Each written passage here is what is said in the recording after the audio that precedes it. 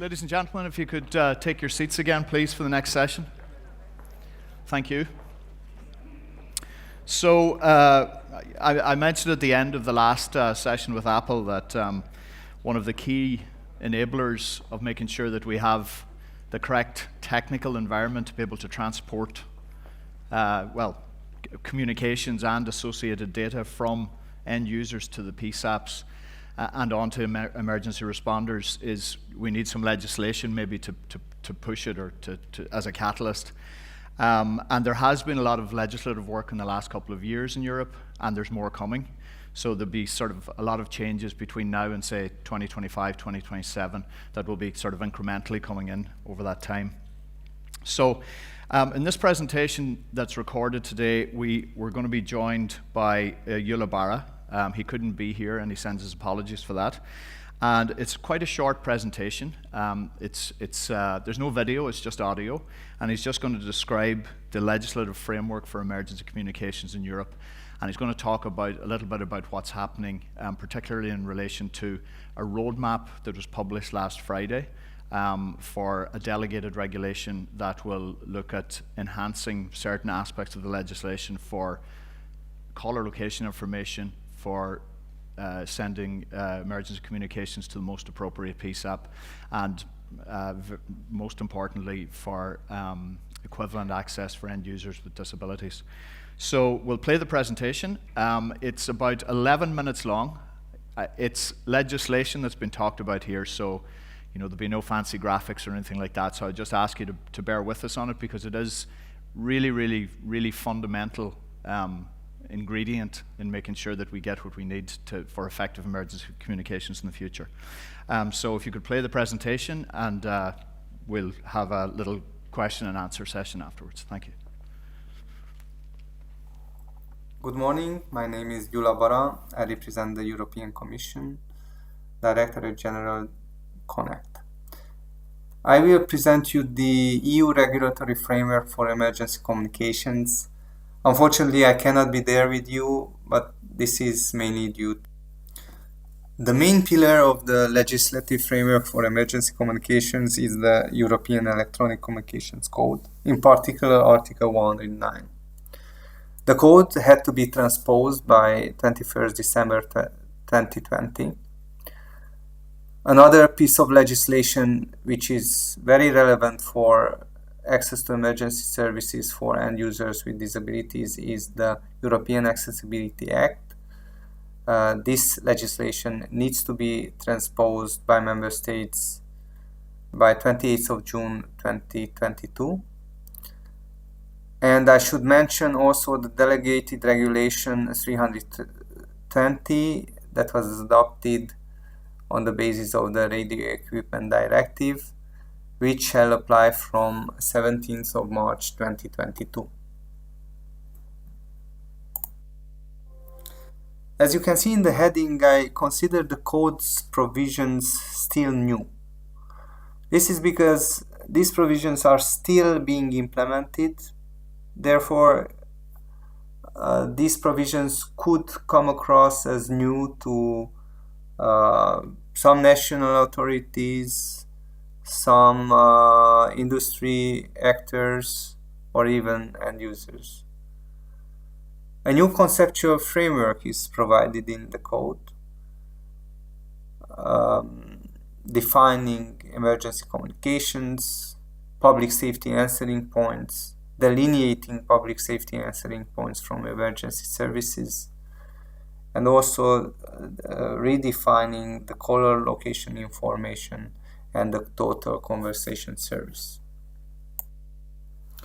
Article 109 of the code provides for free access to emergency services from both 112 and national numbers.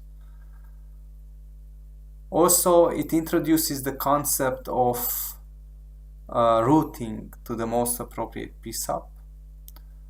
It broadens the concept of emergency communications from calls to other non-voice means of access, like messaging, video, and other types of interpersonal communication services. It also mentions the issue of access to emergency services from private networks, and it puts on you might have heard about the qualcomm reports on the implementation of 112. The legislator decided to formalize an obligation on the Commission to provide such a report every 2 years. The first such report was published on 21st December last year.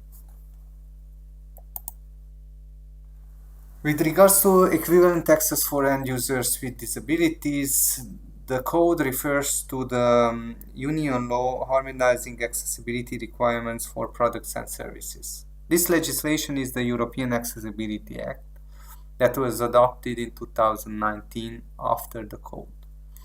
This translates into the obligation of deploying real-time text or total conversation by electronic communication service providers by 2025, and the obligation for member states to upgrade their PSAP systems to be able to receive such means of access by 2027.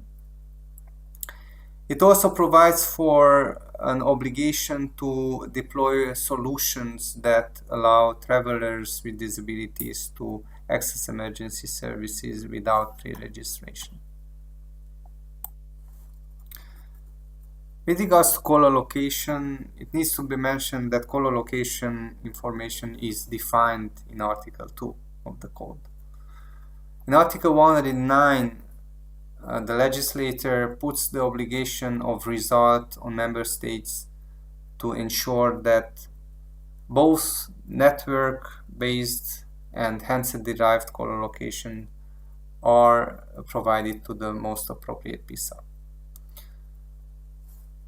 All emergency communications to 112 and to national emergency number should benefit from caller location according to the new provisions, and the caller location, whether handset-based or network-based, should be delivered without delay.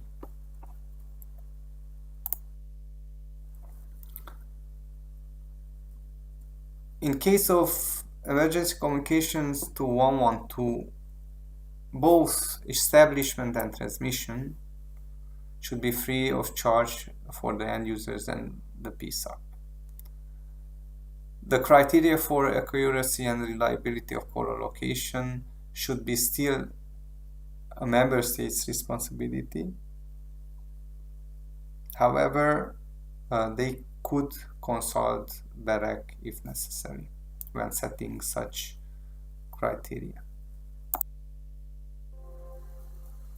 With regards to the need to raise awareness, the legislator considered that also the accessibility features of the use of the single European emergency number 112 should be publicized. And the Commission shall support and complement member states in their action to raise awareness. Another novelty is the setup of the E164 database that is the responsibility of BEREC. This database would contain E164 numbers of member states' emergency services and PSAPs, and the aim is to enable these member states' authorities to be contact each other.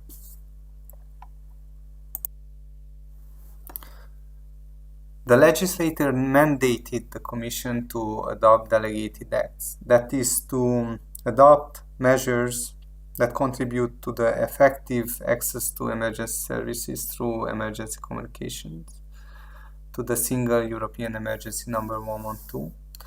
And these measures should be necessary to ensure the compatibility, interoperability, quality, reliability, and continuity of emergency communications in the Union. The legislator defines the areas of possible intervention, and these are co-location information solutions, solutions for access for end users with disabilities, and solutions for routing to the most appropriate PSAPs. These solutions and these measures should respond to technological developments. The first such delegated acts shall be adopted by 21st December 2022, and the Commission should consult BEREC in the process. In order to deliver on the mandate given by the co-legislators, the Commission set up an expert group on emergency communications through a Commission decision. The aim of this expert group is to help and assist the Commission in drafting the delegated act. The members of this expert group are representatives of national regulatory authorities, relevant ministries, and national PSAP systems. The Commission also launched a study on technical solutions that aim to make emergency communications more effective in the Union. The contractor has a threefold task. First, identify such technical solutions, assess them, describe them, and rank them. Second, consult all stakeholders involved, end users, national regulatory authorities, national authorities responsible for the PSAP systems, and the industry. Here we talk about solution providers, but also electronic communication services providers. This consultation aims to validate the assessment of the technical solutions. And third, the contractor should provide the Commission some recommendations with regards to the measures that could be taken to fill in the effectiveness gaps of emergency communications in the Union. Last but not least, I should inform you that last week we published the roadmap for the Delegated Act on the Better Regulation portal. In this roadmap, we are describing in broad terms the issues that might be addressed in the Delegated Act. And we are inviting you and all those interested to give their feedback and comments on this portal till 29th of October this year. With this invitation, I would like to thank you for your attention and wish you a good continuation of the conference. I'll introduce you. Okay, thank you all for bearing with us through that. I know legislation is not the most interesting subject, but it is really, really important.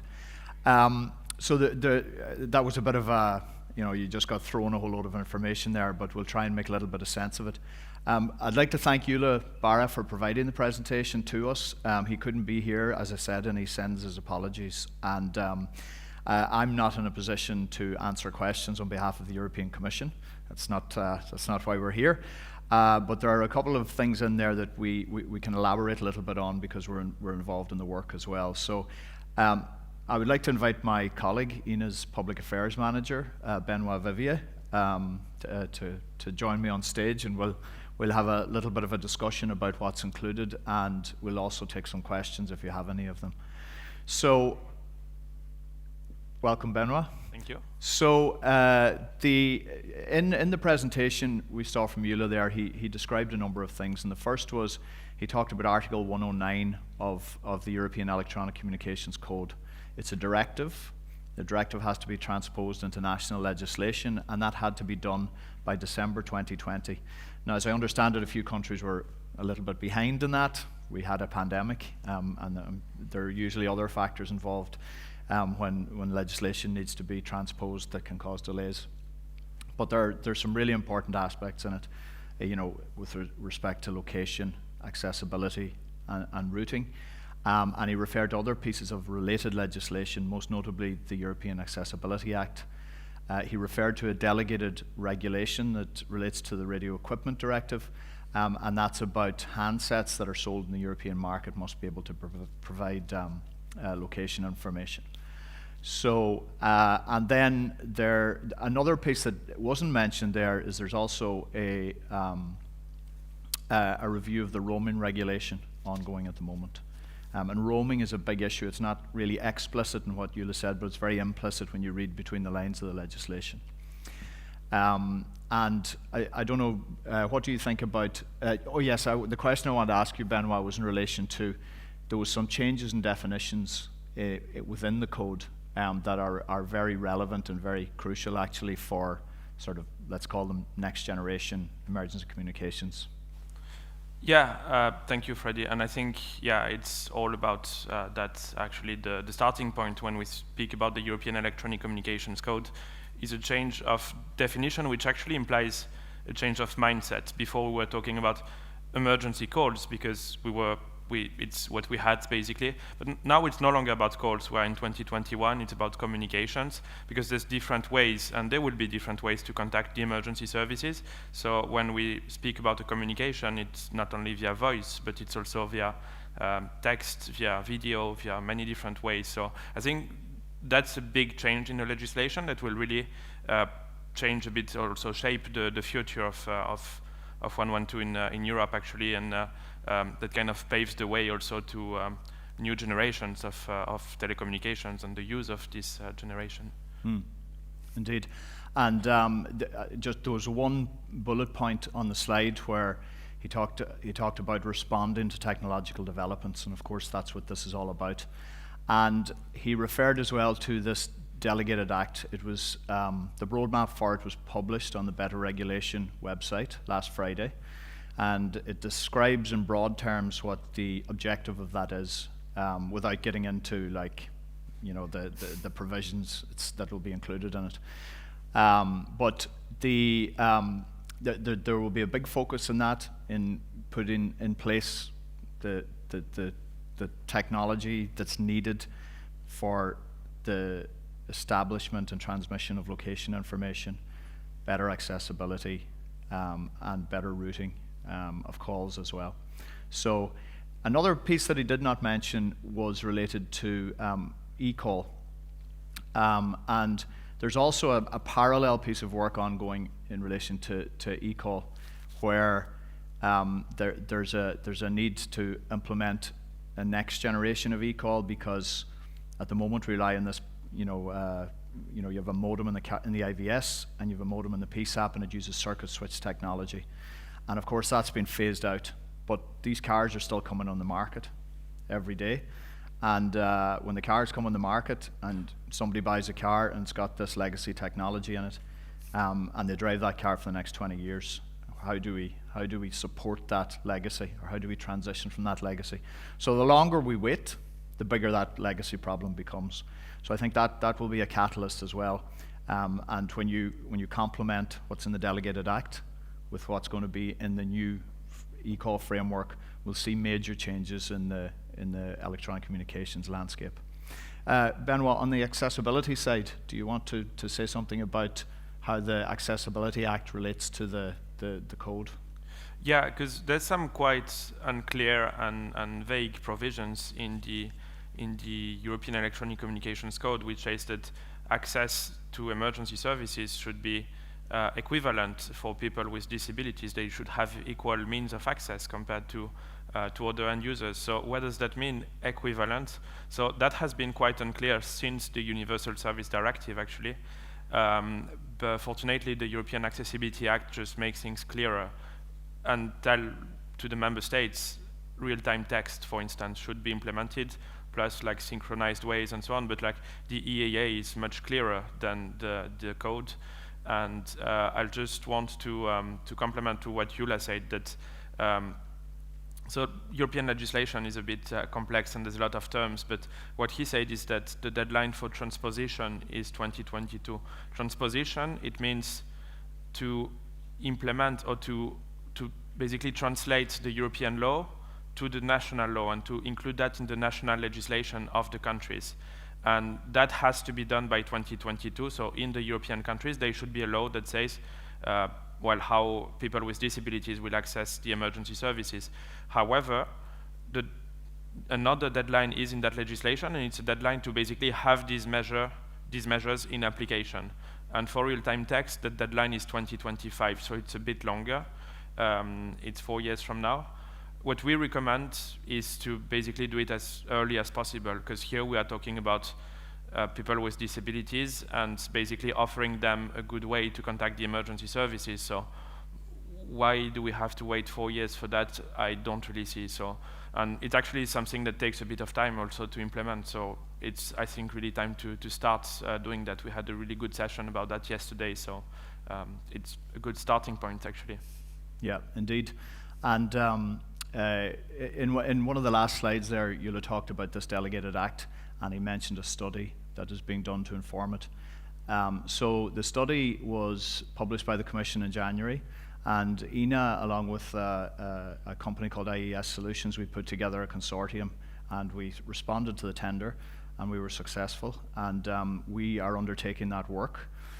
So it's like a consultancy project, really, and what we will do, and again, this is responding to the technological developments, and the Commission wants to know what those technological developments are, so that the outcomes that they would like to see from the legislation are technically feasible, if you like. So what we will do in that study is we'll look at solutions for caller location, for equivalent access, and for routing to the most appropriate PSAP. We will define an assessment framework to allow them to be compared.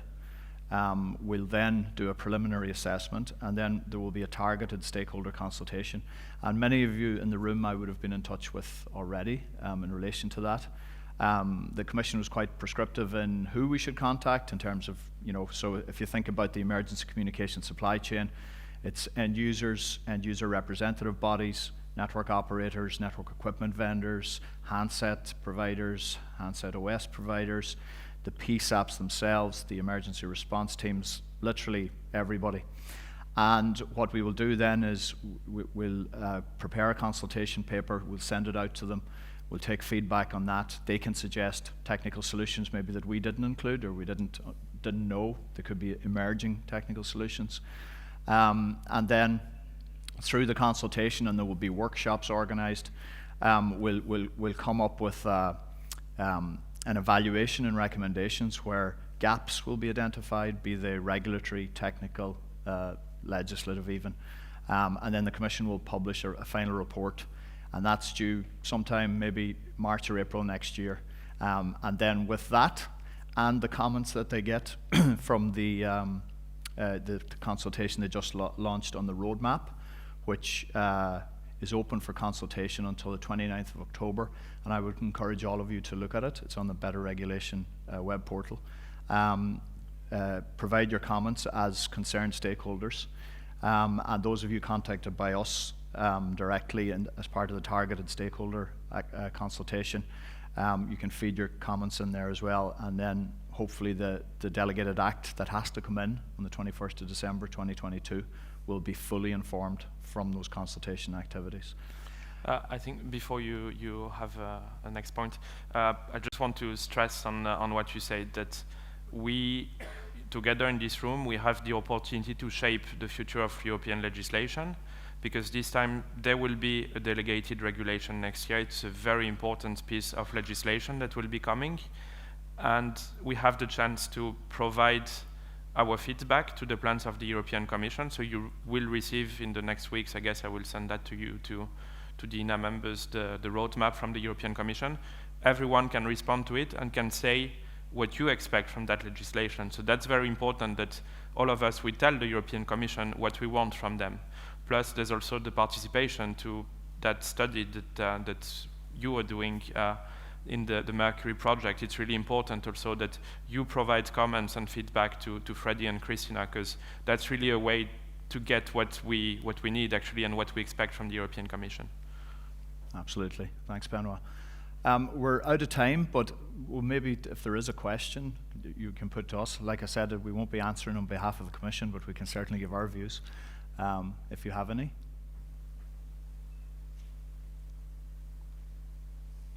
Nope. All right. Well, thank you very much for your attention in this session.